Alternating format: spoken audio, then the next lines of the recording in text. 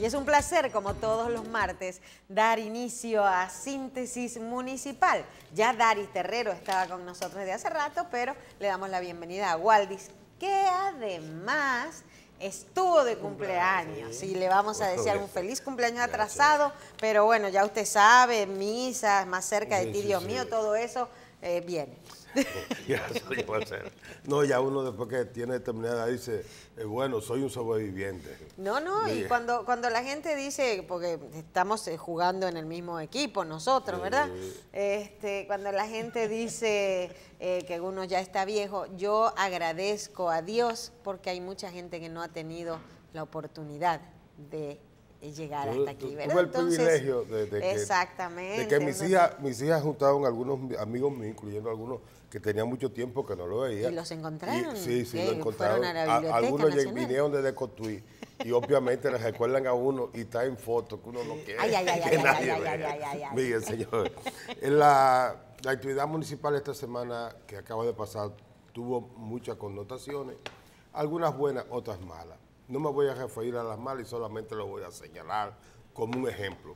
En el día de ayer se produjo el aplazamiento de la audiencia del proceso que se le sigue al exalcalde de San Francisco de Macorís. Yo invito a todos los alcaldes del país que lean la auditoría que se le practicó al Ayuntamiento de San Francisco de Macorís, por el cual está siendo procesado el exalcalde por un desfalco de cerca de 400 millones de pesos. Ustedes lo van a leer y comparen cuáles de esas cosas que se cometieron en San Francisco se están cometiendo en su propio ayuntamiento. Para solamente darle esta información, la señora a la que el ayuntamiento, la gestión del alcalde de San Francisco, le proveía la comida en los operativos especiales a los empleados del barrido y limpieza, no estaba registrada como proveedora del Estado. Y todo lo que se le pagó por ese concepto está incluido dentro del fraude de los 400 millones de pesos. Es decir, que pudo haber estado justificado ese pago, pero por no estar hecho bajo el procedimiento puede verse lo que significa que todos los alcaldes del país que están en iguales condiciones, que no han puesto a funcionar su departamento de compra y contratación, que revisé ayer en el CIGEF y ninguno tienen en el CIGEF, no hay ningún ayuntamiento, lo que significa que todo debe ir al portal de compra y contrataciones públicas. ¿Qué es el CIGEF? Es el Sistema Integrado de Gestión Financiera. Sí. Miren, el presidente el pasado martes anunció un plan llamado Dominicana Limpia. Y me refiero a él por dos razones fundamentales. Primero, apoyo y doy mi solidaridad y mi apoyo a la parte que tiene que ver con la intervención del gobierno central en la gestión de la disposición final de los desechos sólidos bajo el sistema de la instalación de rellenos sanitarios. Y lo hago porque desde el año 2012 he venido sosteniendo que los ayuntamientos no tienen ni capacidad económica, ni capacidad política, ni gestión posible de ponerse de acuerdo para llevar relleno sanitario a un municipio, porque nuestra visión de pueblino nos impide entender que podemos llevar los desechos sólidos de un lugar a otro y que los desechos sólidos no solamente son un problema, sino una oportunidad. Porque todas nuestras autoridades lo que nos han dado son botaderos de desechos sólidos. Y Santo Domingo pasó de ser, de a mitad del siglo XX, una de las ciudades más avanzadas en el manejo de los desechos sólidos, porque en esa época se hacía bajo el sistema de la incineración, y todavía ahí tenemos en la fuente como reliquia, y ojalá se conserve como parte de un patrimonio histórico de la ciudad, la chimenea de la incineradora de basura de la ciudad de Santo Domingo. A convertirlo hoy en uno de los países más atrasados y poniendo en peligro la economía nacional. Lo digo porque se me han hecho críticas frente a ese sentido. Yo sigo siendo un militante político de oposición a la gestión del PLD, pero tengo que reconocer las cosas buenas que pudieran hacerse y hay que estar vigilante frente a ello.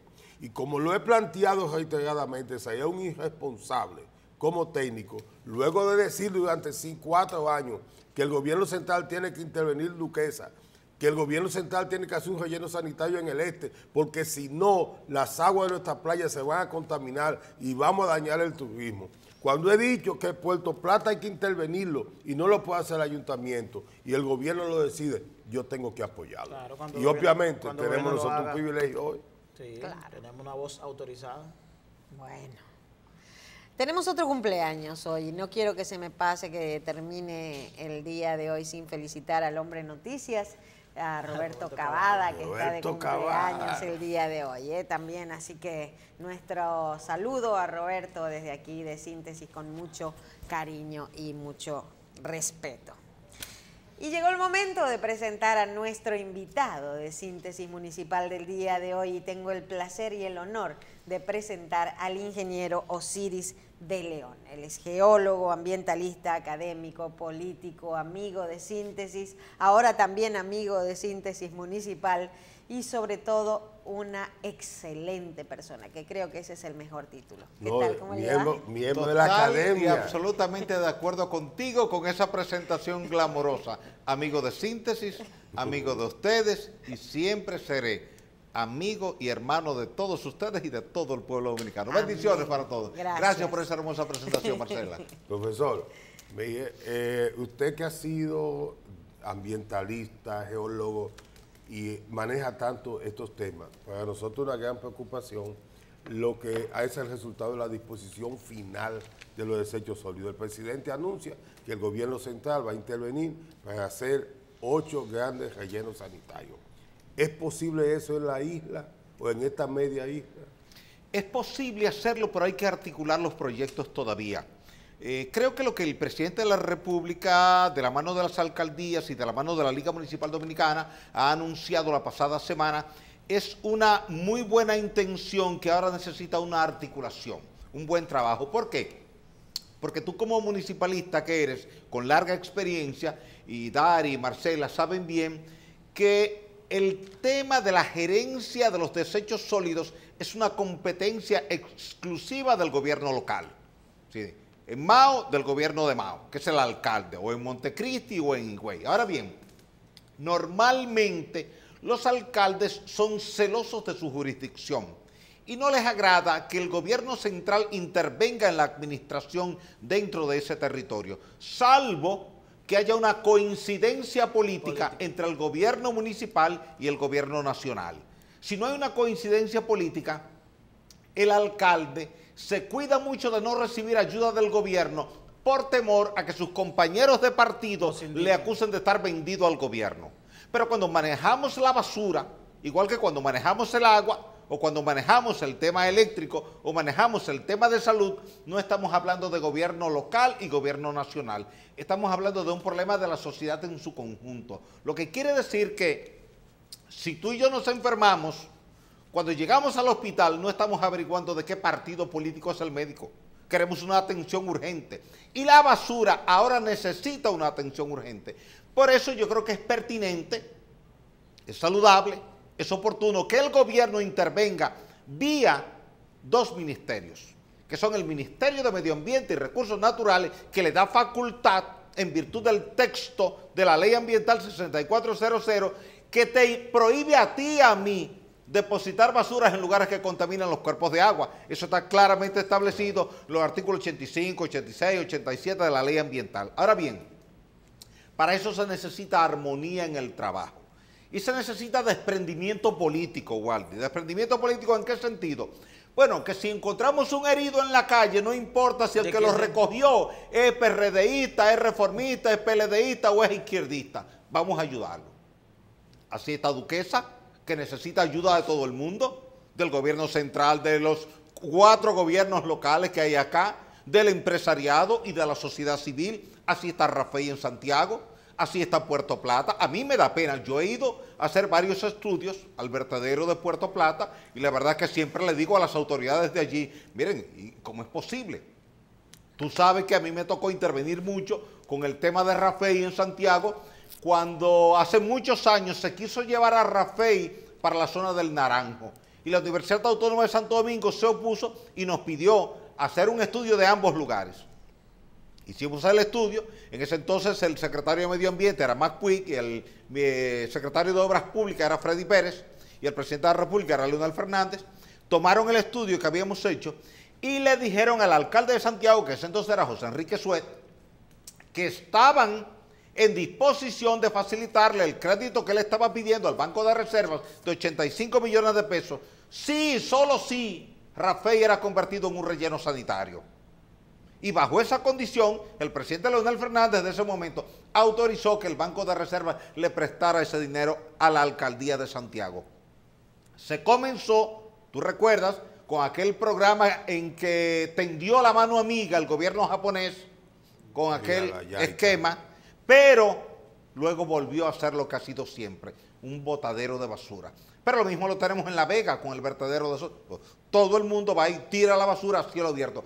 Si tú vas a Duquesa, y me tocó ir la pasada semana a Duquesa, y yo sé que tú con frecuencia vas como municipalista, te vas a dar cuenta que lo que estamos haciendo en Duquesa es una montaña de basura. Sí, yo en lo lugar vi de el estar otro una día. celda abierta por debajo del nivel del terreno, estamos acumulando basura por encima del nivel del terreno. Yo lo vi el otro día y es impresionante. Increíble eso, increíble. Pero ya sobrepasa Y los viste árboles los charcos y demás. negros que cualquiera desde el aire cree que ahí hay un depósito petrolífero. Tú ves, todo Duquesa está lleno. Tengo unas imágenes ahí, una pena, quizás a lo mejor en una pausa pudiéramos compartir ahí ese video para que la gente lo vea. Cómo cuando tú sobrevuelas Duquesa, tú ves unos tremendos charcos grandes, negros, y tú dices, ahí hay un manadero de petróleo. No, el lixiviado que se genera cuando la lluvia entra en contacto con esa basura, llega ahí, escurre por una cañada, pero aparte se infiltra al subsuelo, habiendo un campo de pozo en la cercanía que abastece a la comunidad de los guaricanos. Ay, wow. Y la que baja a la cañada termina en la Isabela. Sí, termina en el río Isabela. Sí, por eso fue que Medio Ambiente le puso la multa de 16 millones de pesos, que no la han pagado.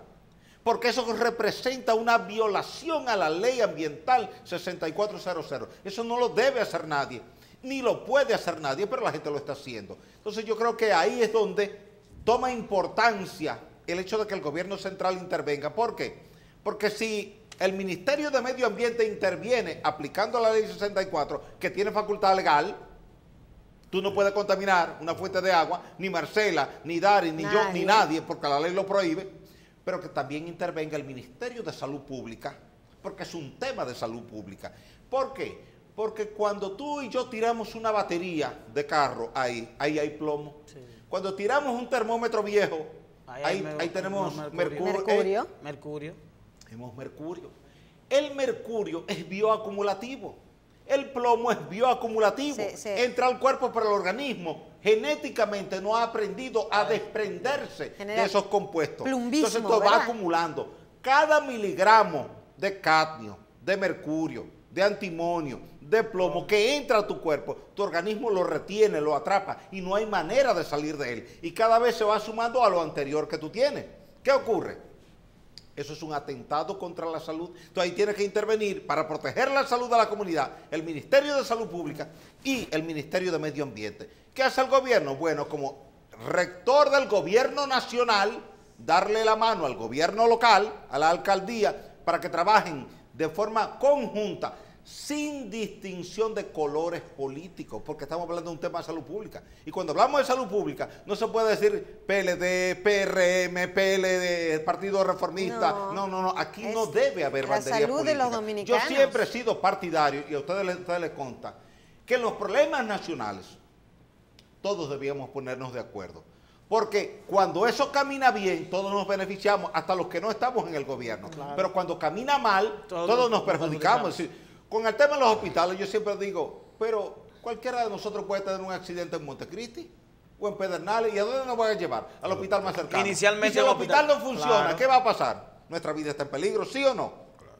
Entonces, yo soy interesado en que un hospital de cualquier pueblo, por lejano que sea, funcione bien, porque yo no sé el día que me va a tocar a mí, o el día que le va a tocar a un hijo mío. Miren el caso de Claudio Camaño, que todos lo lamentamos porque todos éramos amigos y hermanos de Claudio. Dar vuelta y vuelta y vuelta donde llevar a una persona que ha tenido un accidente de tránsito, porque no hay un hospital regional de primer nivel que te pueda dar una atención como te la da la Plaza de la Salud.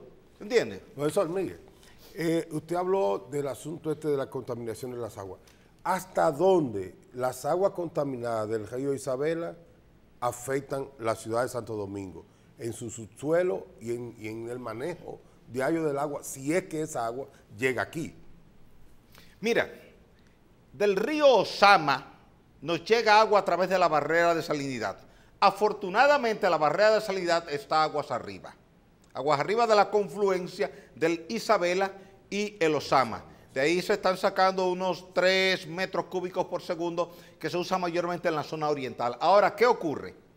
Así como te está llegando contaminación al Isabela, que entra aguas abajo de esa barrera de salinidad, en la zona norte te llega contaminación de mataderos, de vertederos de basura, o de la gente que vive cerca del río, y la gente siempre ha creído de manera errónea, Waldy, que el río es un medio de transporte de desechos.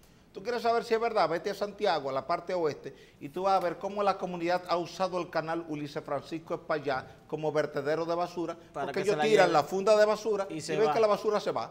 Ya, pero yo puedo tirar la basura aquí y se fue. Entonces ahí es donde el medio ambiente tiene que intervenir con una supervisión permanente y ponerle multas altas a todo el que haga eso. Entonces ahí viene este tema, es decir, esa contaminación que te entra por el Isabela, si bien es cierto que no te entra a la barrera de salinidad, que es una toma de agua que tiene la casa, sí te entra al mar Caribe y te está contaminando el mar Caribe. Y ocurre que muchas veces la gente va tranquilamente, muy confiado, a bañarse a Guibia, y otros van a pescar allí frente a la cervecería, frente a la feria ganadera, y están pescando ese pez que se ha alimentado de una parte de esa contaminación, y tú terminas en un restaurante comiéndote ese pez, creyendo que te estás alimentando, y a lo mejor ese pez tiene una alta carga o de cadmio, o de plomo, o de arsénico, o de antimonio, que son elementos nocivos. En una ocasión, para la Unión Europea, hicimos una serie de estudios en la presa de Atillo, y encontramos lo que nunca pensábamos que no íbamos a encontrar,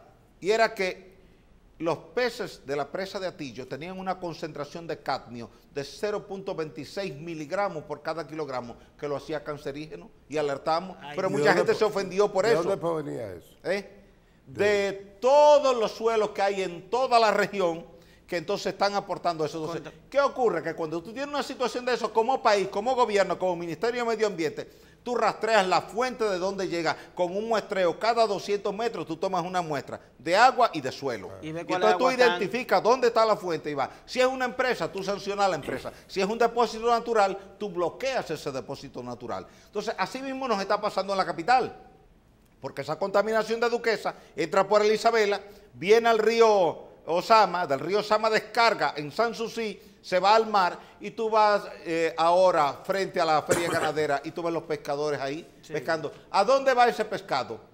A la dieta de los comunitarios. Nosotros estamos comiendo ese pescado con esa alta contaminación que tiene de metales pesados que viene del vertedero. Profesor, el río Isabela es un afluente subterráneo de Santo Domingo.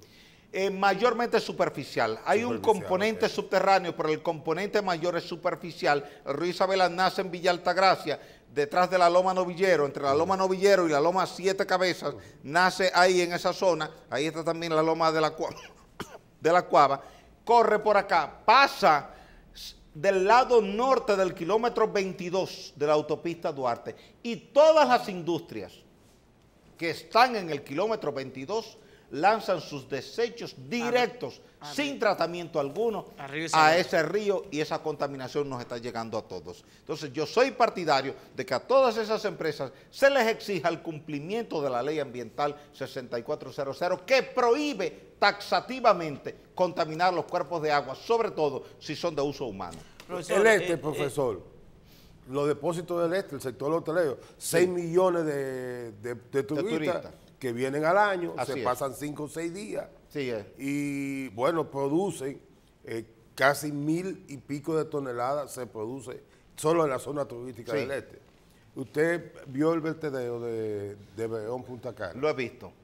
¿Qué opinión le merece? Que tenemos que resolver ese problema. Tenemos que resolverlo porque aquí tenemos que pasar a lo que siempre hemos dicho de manera teórica, pero que nunca hemos hecho de manera práctica. A ti te dijeron, y a mí, a todos, 20 años atrás, que Duquesa iba a ser convertido en un relleno sanitario. Y Duquesa es cualquier cosa menos un relleno sanitario.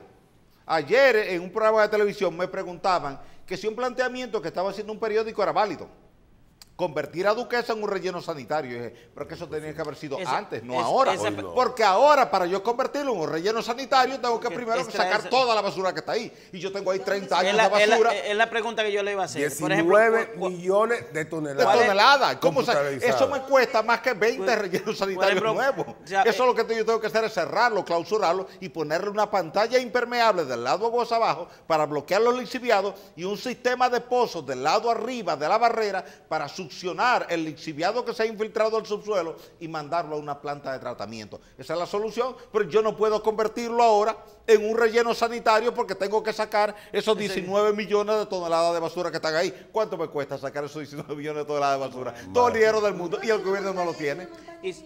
Claro, es un absurdo. No, tú te buscas un solar virgen allá en Villamella. ¿Y qué hacer entonces con Duquesa? Duquesa necesita un cierre ambiental. Sí. Duquesa, esa pantalla. Pero cerrarlo, simplemente dejarlo de usar. No. Tú tienes que cubrirlo de arcilla, compactar esa arcilla y entonces reverdecer todo el exterior y convertirlo en un parque, como se hace en Puerto Rico, como se hace en Miami, como se hace en Europa. Que Marcela pase por ahí mañana y no se entera de que ahí había un vertedero de basura, porque tú tienes que distanciarlo de las ratas, de los insectos y quitar las condiciones que puedan generar los incendios espontáneos, porque cuando tú tienes materia orgánica, recuerda que la materia orgánica siempre se descompone, y al descomponerse libera metano, y el metano es combustible, entonces se incendia. Si nosotros vamos a edificar y vamos a ser pedagógicos, vamos a definir qué es un relleno sanitario, ¿cómo lo pudiéramos, hablando en un lenguaje? Una manera muy sencilla, para que lo entienda la gente de la calle, un relleno sanitario es una zanja que tú haces con pico y pala, le pones debajo una funda plástica impermeable, tira la basura ahí y luego cuando tú terminas le pones una capa de arcilla encima para que cuando llueva no le entre el agua. Le pones debajo un dren francés, que no es más que un viaje de piedra que trajo Waldi del río en un volteo,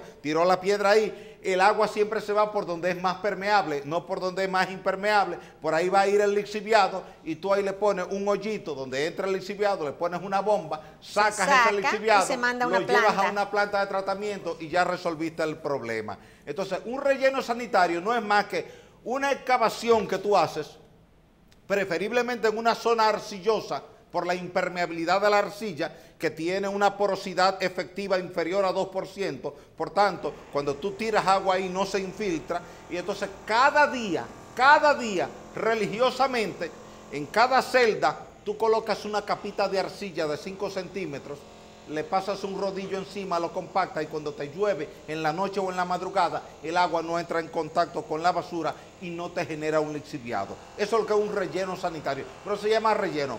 Un foso grande que tú haces, lo impermeabilizas abajo, tiras la basura, le pones material granular como grava y por ahí filtra todo lo que es el lixiviado, lo colecta para llevarlo a una planta de tratamiento y lo va sellando todos los días. Se te va formando toda una cobertura de basura que está compactada. Lo ideal es que antes de tú llevar las basuras a ese relleno sanitario, tú extraigas todo lo útil. Todos los metales, los vidrios, los plásticos, los papeles, los cartones y la materia orgánica. Y lo poco que te pueda quedar, que pueda ser quizás un 15 o un 20% del volumen total de la basura. En la capital estamos hablando de 3.500 toneladas métricas de basura por día. Increíble. En Santiago hablamos de 1.000 toneladas de basura. Además, el dominicano es un gran fabricador o gran productor de basura, increíble. Lo que es el FOAM, ¿por qué no se deja de usar tanto FOAM? Hay países que ya no lo utilizan. Porque no es biodegradable. No es biodegradable, pero acá todo el mundo, todas las comidas empresariales, todo se sirve en platos de FOAM. Los vasos en vasos de FOAM. Hay muchos supermercados en Europa, primero que ya no te lo facilitan, ni te dan fundas plásticas para la compra. En Suiza no lo hacen. Sí, tú sabes que cuando yo estaba trabajando en la fuente de la Máximo Gómez, se comenzó a limpiar. Y cuando los muchachos, habían unos buzos que sacaban unos vasos, estoy hablando ya 1996, 96, unos vasos que decían Balaguer, presidente, 1966, 1970. No, ¿en serio? Sí. Creo que Fello lo tiene que tener. yo me llevé uno, pero con todo este asunto de uno mudarse, Tiene que se tenerlo perdió. por ahí. Mira, o sea, es posible usar geológicamente las cavernas que dejan las explotaciones mineras para el relleno sanitario. Siempre y cuando tú impermeabilices el sustrato, impermeabilizas el fondo. Hay países que lo han hecho. Tú tienes dos opciones. O lo conviertes en un invernadero, que lo ha hecho mucho Europa del Norte, toda la franja norte de Europa hacen eso, zonas de explotación minera, esa depresión topográfica que tiene 20, 30, 40, 50 metros, le ponen una capa de suelo orgánico debajo, lo que la gente le llama tierra negra, y entonces ahí desarrollan invernaderos. La otra opción que han usado otros países es que impermeabilizan debajo, le ponen toda una membrana impermeable, puede ser PVC, puede ser un geotextil tradicional o puede ser una capa fina de cemento, tú lo impermeabilizas, entonces comienzas a colocar capa ahí y entonces tú vas subiendo hasta que llegas al nivel del terreno y ya ahí completa. Se pueden hacer cualquiera de las dos opciones, o usarlo como un invernadero, que muchos países lo están usando así, o usarlo como un depósito de basura, pero para eso tienes que impermeabilizar el sustrato, porque muchas explotaciones mineras, por ejemplo Jaina, el material que hay abajo es granular grueso y tiene una conductividad hidráulica muy alta. Quiere decir que todo el lixiviado que entra en contacto con ese material permea, se va al agua subterránea y te contamina los campos de pozo. Profesor, Entonces ahí había que tener el impermeable. Sí, un liner, tiene que ponerle un liner, una membrana geotextil impermeable para garantizar eso. Y tienes que tener también un colector de lixiviado, una bomba que está permanentemente, es decir, tú le pones una pendiente que obligue al líquido a drenar hacia allá. Y entonces ahí al final pones un foso que puede ser 10, 15, 20 metros de diámetro. El líquido obligatoriamente va a entrar ahí, atraído por la fuerza de la gravedad, y ahí tú tienes un sistema de bombeo y lo sacas a la superficie, profesor, y lo tratas en una planta. Profesor, yo lo voy a engañar a ellos. Mire, ¿por qué hemos bajado tanto en el esfuerzo y el interés de la educación ambiental? Hubo una época en que nosotros lo disfrutábamos a usted. Bueno, lo hacía INTET, lo hacía la UAS, y eso como que se perdió. Sí. O sea, el grupo de municipalistas que iban y nos integraban, los campesinos, que no hay que tener muchos niveles para entender esto, porque esto es, como usted lo explica, es el día a día. Eso es el día a día. Mira, la razón es muy sencilla. Cuando comenzamos con todas estas prédicas ambientales a mediados de los años 80, 85, 86, 87, 88, que eso se fortaleció después de la cumbre de Río en el 92, se entendía que la gente quería aprender de medio ambiente. Ya hoy día, de manera errónea, se cree ya que todo el mundo sabe de medio ambiente y que si tú organizas diplomado, la gente no va a ir porque ya la gente cree que sabe mucho de medio ambiente. Las ciencias todas van avanzando y cada día hay conceptos nuevos que hay que aplicarlos. Por tanto, yo soy partidario, igual que tú, que las universidades continúen estos programas porque cada día hay algo nuevo que aprender. Por eso yo siempre he dicho, no se canse de leer, no se canse de investigar, no se canse de aprender, porque hoy sale algo que no había salido ayer y eso sirve para fortalecer el conocimiento que usted tiene sobre eso. Profesor, hay un tema que obligatoriamente tenemos que tratarlo, porque tratándose de un programa municipalista, y es la confrontación que existe entre los ayuntamientos y el Ministerio de Medio Ambiente con relación a los permisos de uso de suelo para la instalación de estaciones de expendio de combustible. Mira, recuerda que la ley ambiental establece que la alcaldía es la extensión territorial del Ministerio de Medio Ambiente. De ahí que no debe haber nunca una confrontación, porque se supone que de acuerdo al texto de la ley, tú como alcalde y yo como ministro de Medio Ambiente tenemos la obligatoriedad de trabajar protegiendo la ley. De ahí que el uso de suelo para esa estación tiene que estar condicionado a dos variables. Número uno, lo que establece la ley de la distancia que debe haber entre estaciones. Y número dos, que nunca se toma en cuenta, el tipo de suelo. Tú no debes autorizar una estación de combustible en un suelo permeable donde el nivel freático esté cerca, porque es un foco de contaminación. La inmensa mayoría de las estaciones de combustibles dejan filtrar combustible. ¿Por qué? Porque, primero, somos una isla y estamos cerca al mar por donde quiera que tú vas.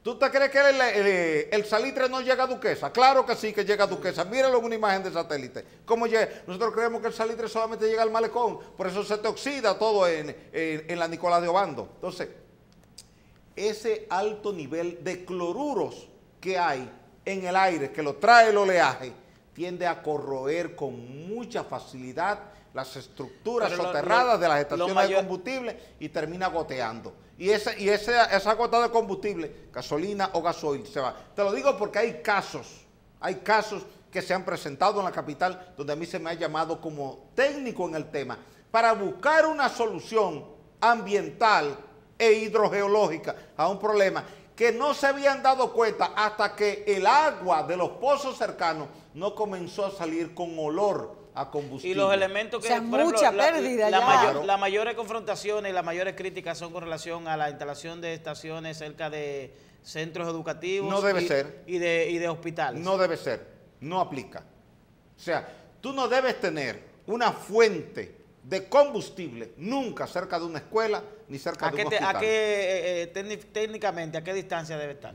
Tú no debes estar a menos de 500 metros, realmente, para tú poder manejar la situación. Imagínate cuadras. tú una escuela que esté a 100 metros de una estación de gas o de gasoil y que se incendia. ¿Cómo tú garantizas la vida de todos? Ya no es por temas ambientales, sino por No, la tema de seguridad, peligrosidad que representa. En Los términos... combustibles siempre deben manejarse distanciados de los núcleos urbanos importantes, donde se concentra mucha gente, Pero sea entonces... porque hay una iglesia, sea porque hay una escuela, o sea porque hay un hospital, que es lo que llamamos estructuras sensibles. Sensibles porque son sensibles por la cantidad de gente que tú tienes ahí y que tienes que evacuarlos rápidamente. ¿Cuántos estudiantes tú tienes en una escuela? ¿Cuántos enfermos, médicos, enfermeras y personal administrativo tú tienes en un hospital? ¿Cuánta gente se te congrega en una iglesia? Entonces tú tienes que pensar en una contingencia que se presente en un momento determinado. Y tú no puedes exponer a esa gente a ese riesgo. Por eso las normas establecen que cuando tú vas a manejar líquidos o gases que son susceptibles de inflamación, tú tienes que colocarlo lejos. ¿Tú te has dado cuenta cómo se expande rápidamente el vapor del combustible? Chequéalo en una imagen acá, en cámara lenta para que tú veas cómo alguien que tiene una fogata le echó gasolina y la gasolina vino de allá aquí. ¿Por qué? Por la parte volátil que tu ojo no la está viendo, pero que está presente en forma atomizada. Y entonces te llega el incendio, te quema. Entonces, de repente, te estalla un depósito de combustible y toda esa parte con la explosión se convierte en una especie de aerosol, de spray. Te riega toda la zona. Por eso que tú ves que cuando hay una estación de combustible que se incendia o un auto, tú ves cómo hay una llamarada que cubre toda la zona. Es la parte volatilizada, es decir, todo ese combustible que ahora va en aerosol, como si tú te echaras un buche de agua y lo rociaras. Así mismo ocurre. Entonces, tú no debes tener nunca un centro que acumule mucha gente cerca de donde esté un lugar donde tú almacenas combustible. Nos quedan 2 minutos, pero yo me voy a robar un momentito del síntesis municipal porque no puedo tenerlo a usted aquí y no hablar del tema famoso del pez loro, donde usted hizo un artículo interesantísimo en el periódico. Gracias. Pero no sé si usted lo sabe, en el día de hoy en el termómetro del Caribe, en la parte tibia, dice que mientras algunos consideran que el pez loro ayuda al mantenimiento de los mares, Osiris de León cree que se le atribuyen virtudes que no tiene. Así es. Mira qué es lo que pasa. El planeta Tierra tiene 4.567 millones de años de haberse formado. Y tan pronto comenzó a solidificarse la corteza, comenzaron las erupciones volcánicas, de donde salió el vapor de agua que se condensó arriba, vino la lluvia, y entonces esa lluvia comenzó a formar las corrientes que a su vez se fueron acumulando las depresiones y formó los mares. Por eso digo ahí, originalmente... Así rapidito dicho, parece fácil, ¿eh? Ahí, los mares eran dulces originalmente. Exactamente. Lo que sube la salinidad del mar y lo pone salado es que las sales no se evaporan y se concentra el cloruro de sodio y el cloruro de potasio. Ahora, tan pronto comenzaron a llegar las aguas a los mares, comenzaron a llegar las partículas finas, que es la arena. Antes de que la vida apareciera en el planeta, que los primeros organismos con vida fueron los procariotas y los eucariotas, hace 3.500 millones de años, ya los mares estaban llenos de arena. Cuando tú vas al Gran Cañón del Colorado, esas rocas que tú ves ahí, que son areniscas, se formaron en los fondos marinos por acumulación de arena.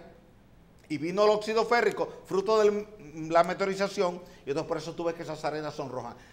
Todas esas arenas se formaron antes de que existiera la vida en el planeta. Por tanto, lo primero que comenzó a formarse en el planeta Tierra fueron las arenas. Entonces, no es el pez loro. No, realmente no. No es sí aporta Claro. un poquito de arena, porque en su proceso de alimentación diaria, él se alimenta de algas que están acumuladas en las estructuras coralinas.